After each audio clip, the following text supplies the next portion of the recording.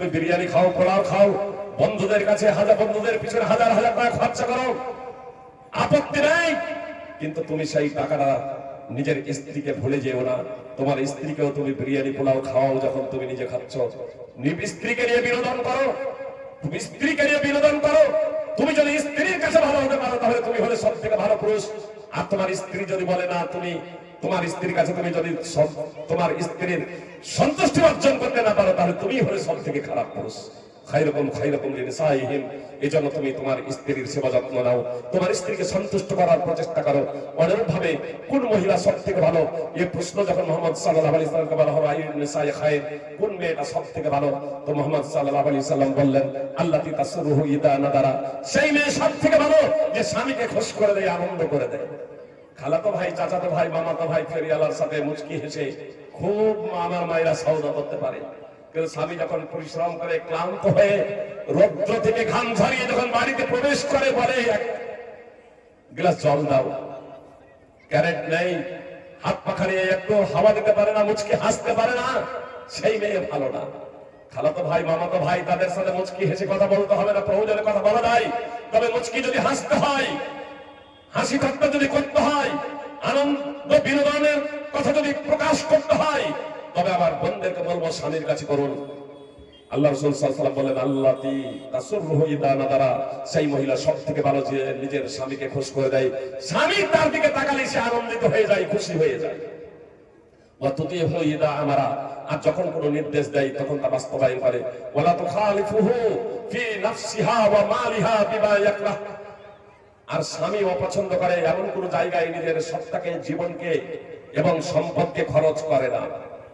স্বামীর সম্পদ তো স্বামীর সম্পদ, নিজের যে সম্পদ মোহরস্বরূপ পেয়েছে বা পিতামাতার উত্তরাধিকার সূত্রে যে সম্পদ পেয়েছে, সেই সম্পদও এমন কোন জায়গায়, এমন কোন খাতে খরচ করে না যাতে স্বামী অসন্তুষ্ট হবে।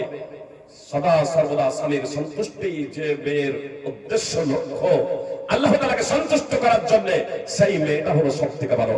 সুনানে নাসাই হাদিস নম্বর 3132। সুপ্রিয় ভাই বোন, ছেলে মেয়েদের অধিকার পিতামাতার উপরে আছে, অনুরূপ ভাবে পিতামাতাদের অধিকার ছেলে মেয়েদের উপরে আছে। সূরা বনী ইসরাঈল 17 নম্বর সূরা 23 এবং 24 নম্বর আয়াত, এবং সূরা লোকমান 31 নম্বর সূরা 14 এবং 15 নম্বর আয়াত। পিতামাতা যদি পাপ কাজের নির্দেশ দেয়, তাহলে অবশ্যই ছেলে মেয়ে শুনবে না, কিন্তু যতক্ষণ শরীয়ত সম্মত কথা বলছে, কোরআন সুন্নাহর কথা বলছে, ততক্ষণ পর্যন্ত পিতামাতার আনুগত্য করতে হবে।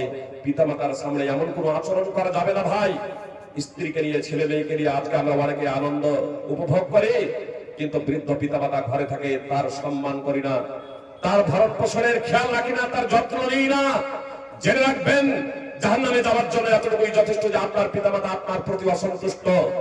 আপনার পিতামাতাকে সন্তুষ্ট করুন, এমন কোন আচরণ করবেন না, এমন কোন ব্যবহার করবেন না, এমন কোন হাত ভাব প্রকাশ করবেন না, এমন কোন কথা বলবেন না যাতে আপনার পিতামাতা দুঃখ পায়, কষ্ট পায়। একজন সাহাবী আল্লাহ রাসূলকে বলছেন যে আল্লাহ রাসূল, আমার সম্পদ আছে, কিন্তু আমার ছেলে মেয়েও আছে, আর আমার স্ত্রী আছে, পরিবার আছে, আর আমার পিতাও আমার সম্পদের মুখাপেক্ষী। তো মুহাম্মদ সাল্লাল্লাহু আলাইহি সাল্লাম বললেন যে তুমি এবং তোমার সম্পদ সবই তোমার পিতা। পিতার আনুগত্য, পিতার আনুগত্য কতটা? পিতা মাতার সুপ্রিয় ভাই বোন, একজন ব্যক্তি বলছে আল্লাহ রাসূল জাহিদু, আমি জিহাদে যাব। তো মুহাম্মদ সাল্লাল্লাহু আলাইহি সাল্লাম বলেন লাকা আবাবান, তোমার পিতামাতা আছে? সে বলল হ্যাঁ। আল্লাহ রাসূল সাল্লাল্লাহু আলাইহি সাল্লাম বলেন ফাফিমা ফাজাহিদ, যাও তুমি তোমার পিতামাতার সেবা যত্ন করো। পিতামাতা বার্ধক্যে উপনীত হয়ে গেলে পিতামাতার সেবা যত্ন করা আপনার জন্য অপরিহার্য কর্তব্য। সহিহ বুখারী হাদিস নম্বর 5972। একজন ব্যক্তি এসে বলছে আল্লাহ রাসূল, আমি জিহাদে যাব, এই জন্য আপনার কাছে পরামর্শ নিতে এসেছি। আল্লাহ নবী সাল্লাল্লাহু আলাইহি সাল্লাম বললেন হাল লাকা মিনহুম, তোমার মা আছে? সে বলছে আছে। আল্লাহ রাসূল সাল্লাল্লাহু আলাইহি সাল্লাম বললেন যাও ফানসামাহা ফাইনাল জান্নাতা তাহতা রিজলিহা, যাও তোমার মায়ের দুই পায়ের নিচে জান্নাত। অর্থাৎ তুমি যদি জান্নাতে যদি যেতে চাও, তাহলে তোমার মায়ের সেবা যত্ন করো, তাহলে তুমি জান্নাতে যেতে পারবে। সূরা নাসাই হাদিস নম্বর 3104। সুপ্রিয় ভাই এবং বোন, একটা পরিবারের শান্তি যদি প্রতিষ্ঠা করতে হয়, তাহলে আমাদের একে অপরের যে অধিকার আছে, সেই অধিকার সম্পর্কে আমাদের সচেতন থাকতে হবে।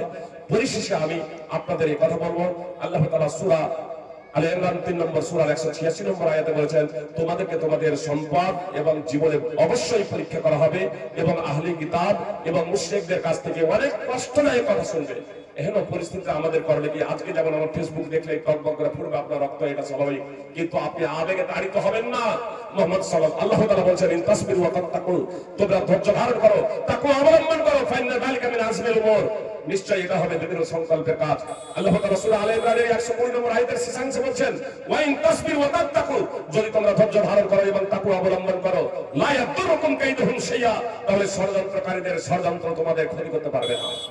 ইন্নাল্লাহা বিমা ইয়ামালুনা মুহিত, নিশ্চয়ই আল্লাহ তাআলা তারা যা করে সে সম্পর্কে তা পরিবেষ্টনকারী। অতএব ঘাবড়ে যাবেন না, নিরাশ হবেন না, আল্লাহ তাআলাকে আঁকড়ে ধরুন, নিশ্চয়ই আল্লাহ তাআলার পক্ষ থেকে সাহায্য সহযোগিতা নেমে আসবে।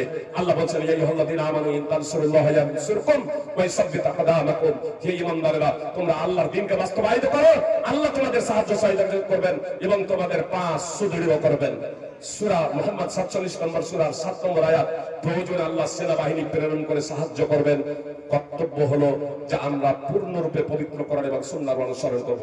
আল্লাহ তাআলা আমাদের প্রত্যেককে পূর্ণরূপে পবিত্র করার এবং সুন্নাহর অনুসরণ করার তৌফিক দান করেন, আমিন।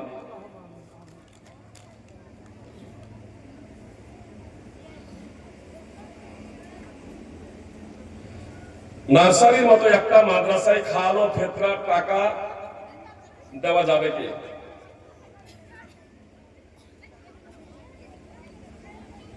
সুপ্রিয় ভাই এবং বোন, একটা বিষয় আমাদের খেয়াল রাখতে হবে।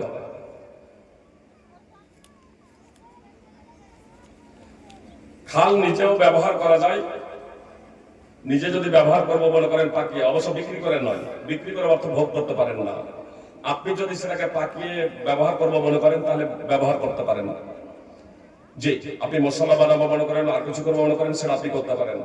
যদি না করবো মনে করেন তাহলে আপনি সেটা অভাবে নিঃস্ব গরিবদেরকে দান করে দেবেন। খাল আর ফেতরা তো টাকাই নেই, ফেতরা তো খাদ্য, টাকা তো প্রশ্নই আসে না। খাদ্য উঠাবেন, খাদ্য বিতরণ করে দেবেন, সেটা হচ্ছে একমাত্র দরিদ্র এবং গরিবদের হক। বুঝতে পেরেছেন? ফেতরারা নার্সারিরা মাদ্রাসা, অবশ্য মাদ্রাসার নির্দিষ্ট মালিক থাকে না, এটা আপনার লিল্লাহিয়াত, পুরো লিল্লাহিয়াত। পুরো নার্সারি যদি লিল্লাহিয়াত যদি হয়, একমাত্র আল্লাহ তাআলার সন্তুষ্টির জন্য, জি, সেটা যদি ব্যবসার উদ্দেশ্য যদি না হয় তাহলে কোনো সমস্যা নেই, সেখানে নামা যেতে পারে গরিবদের সাথে, গরিবদের উদ্দেশ্যে। আর যদি ওটা ব্যবসা হয়, মনে করুন আমি ব্যবসা, আমি একটা নার্সারি করলাম, আমার ব্যবসা ওটা, বুঝতে পেরেছেন, লাভ লস আমার। আমি বলছি ওখানে গরিব আছে বলে ওখানে এবার আমি খাল বা আমি ওখানে যাকাতের ইত্যাদি এরকম সম্পদ দিচ্ছি গরিবদের জন্য। আমি তো নিজে চাইছি, আমার লাভ হচ্ছে না, কি বলছেন? টাকা তো আমার নেওয়া হচ্ছে, তার কারণ আমি তো ব্যক্তিগত মালিক। এই জন্য ব্যক্তিগত ভাবে, হ্যাঁ, এবার আমি যদি একবারে নিঃস্ব গরিব যদি হয় তাহলে ঠিক আছে, আমার জন্য যদি যাকাত বৈধ হয় তাহলে ঠিক আছে, কিন্তু আমার জন্য যদি যাকাত বৈধ নয় তাহলে আমি চাইবো কেন? তখন আমার চাওয়া থেকে বিরত থাকতে হবে। জি, হ্যাঁ, আপনার ছেলে, আপনি গরিব ছেলে নিচ্ছেন, সেই গরিব ছেলেকে বলেন যে গরিব ছেলে আছে তাকে আপনি দিয়ে দেন, কোনো সমস্যা নেই। গরিব ছেলেরা যাকাতের হকদার, গরিব ছেলে যাকাতের হকদার। আর আপনি মালিক আছেন, আপনি স্কুল চালাচ্ছেন, আপনি তো দেখাচ্ছেন যে আমি গরিব ছেলেও পড়াচ্ছি, গরিব ছেলে আপনার টাকা থেকে সেটা ভর্তুকে দেবেন, সেখানে যাকাতের টাকা নেবেন কেন? জি, ফল কথা, সাধারণভাবে কোন স্কুল তো দূরের কথা, সাধারণভাবে কোন মাদ্রাসাও যাকাতের হকদার নাই। কথা খুব মনোযোগ দিয়ে শুনবেন, কি বললাম? আল্লাহ তাআলা যাকাতকে ফরজ করেছেন, তার খাত নির্ধারণ করে দিয়েছেন। সূরা তাওবা 9 নম্বর সূরা 7 নম্বর আয়াত, 66 নম্বর আয়াত তাফসীর সহ দ্রষ্টব্য। মাদ্রাসায় যাকাতের টাকা দিয়ে মাদ্রাসা নির্মাণ করতে পারেন না, আপনি স্কুলের বিল্ডিং নির্মাণ করতে পারেন না। মাদ্রাসা নির্মাণ হয়েছে সাধারণ টাকা, অনুদানের টাকা দিয়ে মাদ্রাসা নির্মাণ হয়েছে। জি, মাদ্রাসায় গরিব ছেলেরা পড়াশোনা করছে, এটা ব্যক্তিগত কোনো প্রতিষ্ঠান নয়, লিল্লাহিয়াত এবং আল্লাহ তাআলার সন্তুষ্টির জন্য গরিব ছেলেরা যে পড়াশোনা করছে, গরিব ছেলেদের পাশে মাদ্রাসা কর্তৃপক্ষ ওয়াকিল, বুঝতে পেরেছেন? মাদ্রাসার কর্তৃপক্ষ কমিটি, তাদেরকে তো এটা বিজনেস না, তারা দেখভাল তত্ত্বাবধান করে, যা জমা হবে এক্সট্রা হবে সব আপনার মাদ্রাসা, গরিবদের খাতেই আবার ব্যবহৃত হবে, ছেলেদের খাতেই ব্যবহৃত হবে। দিন প্রতিষ্ঠার কাজেই সেটা ব্যবহৃত হবে। তো যখন গরিব ছেলে যখন পড়াশোনা যখন করবে, গরিব ছেলে যখন থাকবে, তাদের খাত অনুযায়ী তারা যেহেতু অর্থাৎ সেই প্রেক্ষাপটে মাদ্রাসা তখন নিতে পারে।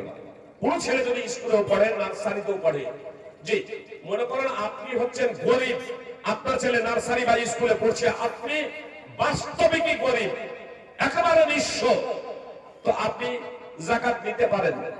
তাহলে একটা বিষয় জেনে রাখবেন, জাকাত হকদারকে, যার উপরে জাকাত ফরজ নয়, কিন্তু যার ঘরে সকাল সন্ধ্যার খাবার আছে তার জন্য চাওয়া হারাম।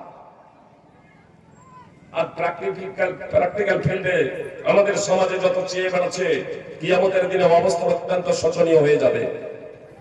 যে মুহাম্মদ সাল্লাল্লাহু আলাইহি সাল্লাম বলেছেন, যে সম্পদ বৃদ্ধির জন্য ভিক্ষা বৃদ্ধি করে, কিয়ামতের দিনে তার মুখমণ্ডলে মাংস থাকবে না, মাংস থাকবে না।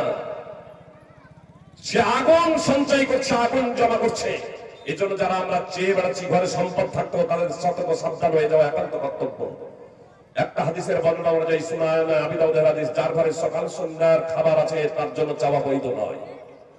হ্যাঁ, তাকে এবং যার উপরে যাকাত ফরজ নয়, এই ধরনের ব্যক্তিকে, যাদের উপরে যাকাত ফরজ, এরা যদি তাদেরকে যাকাত দেয় তাহলে তারা গ্রহণ করতে পারে, তারা গ্রহণ করতে পারে। এবং যাদের উপরে যাকাত ফরজ তাদেরকে অবশ্যই, এবং যখন ফিতরা যখন উঠবে খাদ্য, তখন অবশ্যই ওই ধরনের যারা নিঃস্ব গরিব, এক ওয়াক্তের, দু ওয়াক্তের বা একদিনের, 2 দিনের বা এক সপ্তাহের খাদ্য আছে, তার বাড়িতে আপনি খাদ্য পৌঁছে দিন যথার্থ পরিমাণে।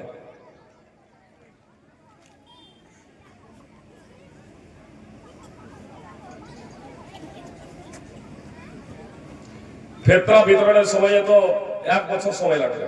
জি, সঠিক সময় হলো, যদিও সৌদি ফতোয়া কমিটি, মানে একটা বিষয় হচ্ছে ফিতরা ঈদের 2-3 দিন আগে থেকে জমা করা যায়, বুঝতে পেরেছেন? ঈদের 2-3 দিন আগে থেকে জমা করা যায়। সৌদি ফতোয়া কমিটির ফতোয়া মতে ঈদের 1-2 দিন আগে থেকেই বন্টন করা যায়। কিন্তু হাদিস দ্বারা যেটা বোঝা যায় যে রমাদান শেষ হওয়ার পর থেকে ঈদের নামাজের আগে পর্যন্ত হচ্ছে বন্টনের টাইম। অনেক জায়গাতে আপনার ফিতরাকে রেখে দেয় আপনার মাসকে মাস জমা করে, এটা সঠিক নয়, এটা সঠিক নয়।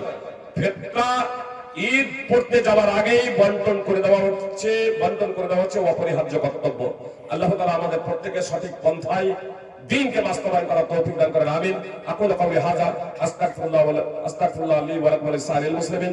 আসসালামু আলাইকুম ওয়া রাহমাতুল্লাহি ওয়া বারাকাতুহু।